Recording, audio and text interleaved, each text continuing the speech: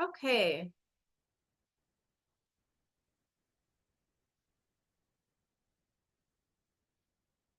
it is loading. Let's see if they were. Okay, it's there.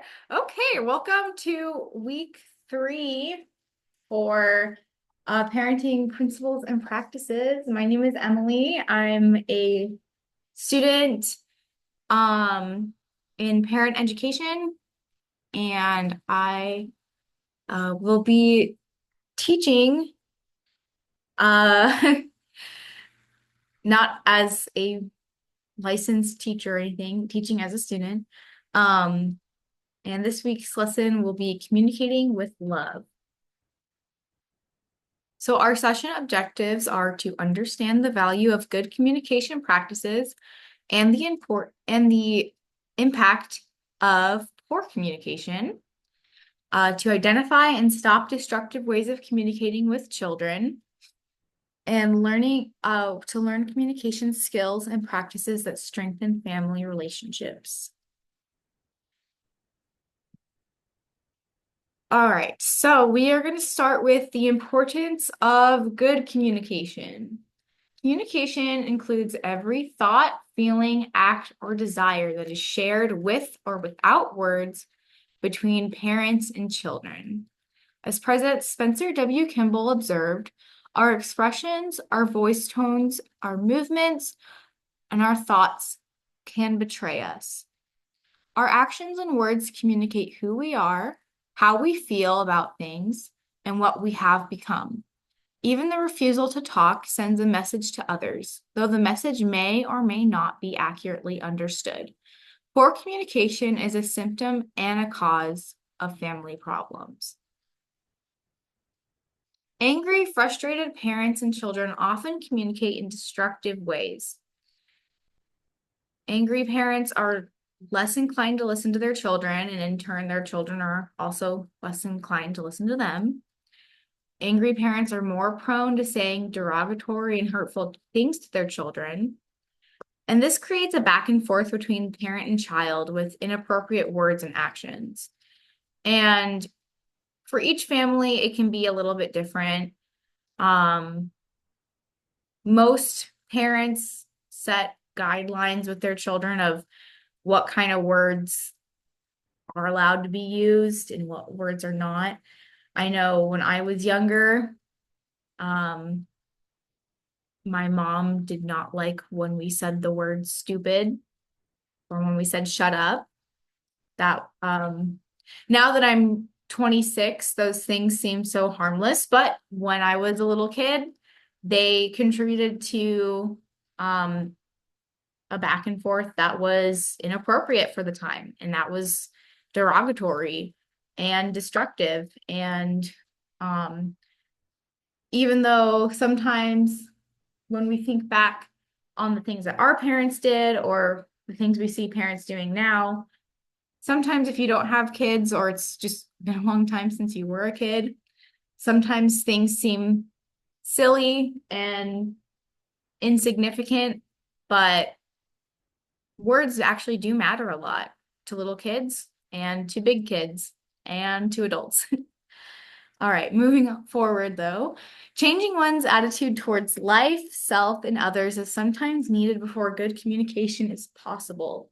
Changing the way you listen and respond to children and all family members cultivates a healthy environment, the kind of home that softens the hearts of sons and daughters.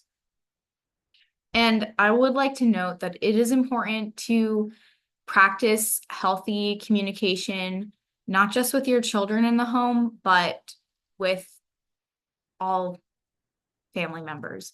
Because you may, establish a communication pattern with your child that is very nurturing and loving and soft. But then if your child sees you turn around and talk to your spouse in a way that is argumentative or belittling or just demanding and rude, they might start to feel like, hey, those kinds of things are okay. I can be argumentative too. I can be like that too. And you definitely don't want to set a bad example. All right, so in business, effective communication matters a lot for a business. I found this little graphic that shows exactly how. Effective communication in the business setting contributes to quick problem solving, strong decision making, more productivity, consistent workflow, strong business relations, better control of the business, an advanced professional image, and better responses from all stakeholders. Now, these are all business related words. But if you could think about these things and just change them in your mind over to more family and interpersonal type words. So effective communication is similar in both settings. So in a business, effective communication helps you solve problems more quickly.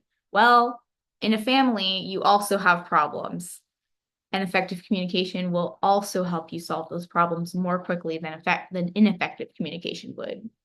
In a business, effective communication helps you make stronger decisions, and it's the same in a family.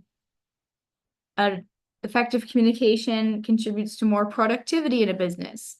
And even though we don't always think of our families in terms of their productivity, like we would at work, like in a corporate setting, you might be given a bunch of data and statistics about how productive you and your team are.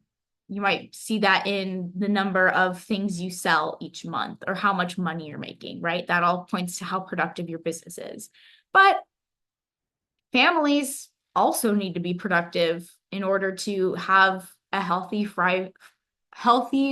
thriving, fulfilling family life. Like a family that just never problems. Okay, I am back, I think. Okay, I think that